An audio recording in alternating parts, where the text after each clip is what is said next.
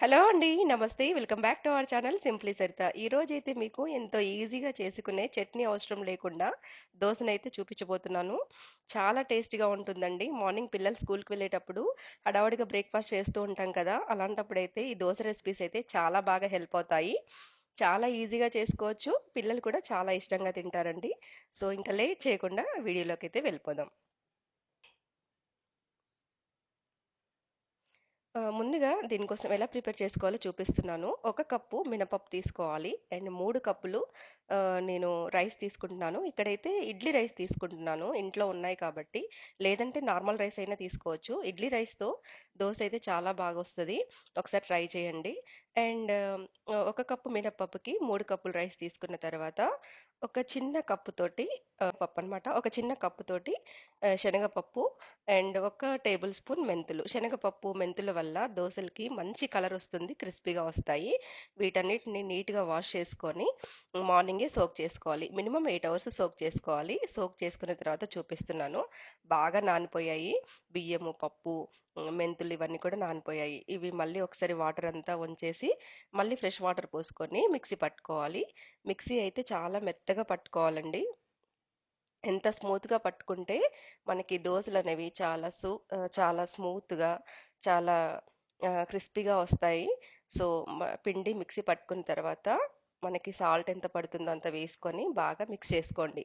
చేసుకున్న తర్వాత ఈవినింగ్ రుబ్బుకుంటాం కదా! నైట్ పడుకునే ముందు నైట్ అంతా కూడా పిండనేది పులుస్తుందనమాట. మంచిగా ఫర్మెంట్ అవుతుంది. చూసారు కదా! మార్నింగ్ చూపిస్తున్నాను మీకు. పిండైతే బాగా నానిపోయింది.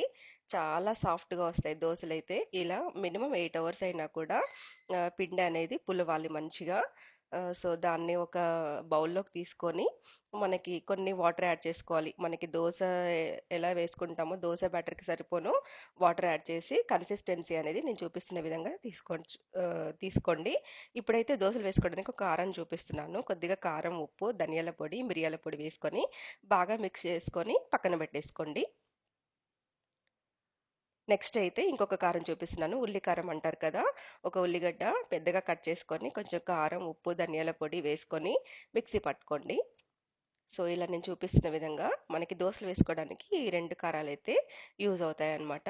ఇంకా చట్నీ అవసరం లేదు. ఒక పాన్ పెట్టేసుకొని కొంచెం ఆయిల్ వేసుకొని ఆనియన్‌తో ఇలా రబ్ చేసుకొని దోస వేసుకుంటే దోస చాలా బాగొస్తది. ఎంత పలచగా అయినా వేసుకోవచ్చు. దోస అనేది చాలా బాగొస్తుంది. ఇలా దోస వేసుకున్న తర్వాత కొద్దిగా నెయ్యి కానివ్వండి, ఆయిల్ కానివ్వండి అప్లై చేసుకోండి. అప్లై చేసుకున్న తర్వాత ముందుగా మనం ఉల్లి కారం చేసుకున్నాం కదా! అది వేసి మొత్తం స్ప్రెడ్ చేసేసేయండి దోసకి. సో, మీడియం ఫ్లేమ్‌లోనే పెట్టుకొని వేసుకోండి. లేదంటే దోస అనేది తొందరగా మాడిపోతుంది. ఆ కారం కూడా కొంచెం మగ్గాలి. మగ్గిన తర్వాత ఇంకా బ్యాక్ సైడ్ నుంచి మీరు దోస అనేది కాలాల్సిన అవసరం లేదు.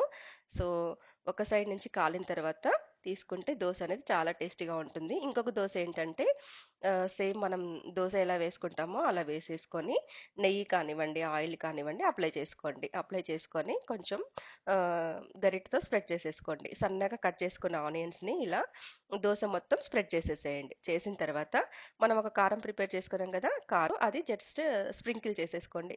తర్వాత కొంచెం మళ్ళీ నెయ్యి అప్లై చేసేసుకొని బాగా స్ప్రెడ్ చేసేసుకోండి. చేసుకున్న తర్వాత ఇంకా ఇది కూడా వన్ సైడ్ కాలితే సరిపోతుంది. ఇలా దోసని తీసేసుకొని తింటే చాలా టేస్టీగా ఉంటుంది. ఇంకొక దోస ఏంటంటే ఆమ్లెట్ అన్నమాట. దోస ఎగ్ దోస. నేను చూపిస్తున్న విధంగా దోస వేసుకొని దాని మీద ఎగ్ వేసుకొని ఇలా స్ప్రెడ్ చేసేసేయండి మొత్తం. చేసిన తర్వాత మనం దీంట్లో ఉల్లి కారం అయినా వేసుకోవచ్చు. లేదంటే నార్మల్‌గా మనం ముందు ప్రిపేర్ చేసుకున్నాం కదా! పొడి కారం అదైనా వేసుకొని ఇలా నేను చూపిస్తున్న విధంగా స్ప్రెడ్ చేసేసుకోండి. ప్యాన్‌ని అటు ఇటు తిప్పుతూ మీడియం ఫ్లేమ్‌లో దోస అనేది బాగా కాలాలి.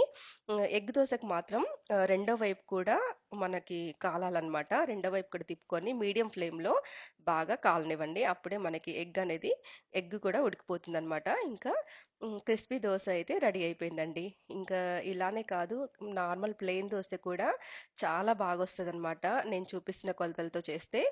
అది. ఇదండి ఈరోజు వీడియో అయితే చూసారు కదా! చట్నీ లేకుండానే మనం దోసలైతే ఎన్నో రకాలుగా చేసుకోవచ్చు. వీడియో నచ్చితే లైక్ చేయండి, షేర్ చేయండి. మరిన్ని వీడియోస్ కోసమైతే సింప్లీ సరిత ఛానల్‌ని సబ్స్క్రైబ్ చేసుకోండి. బాయ్ అండి.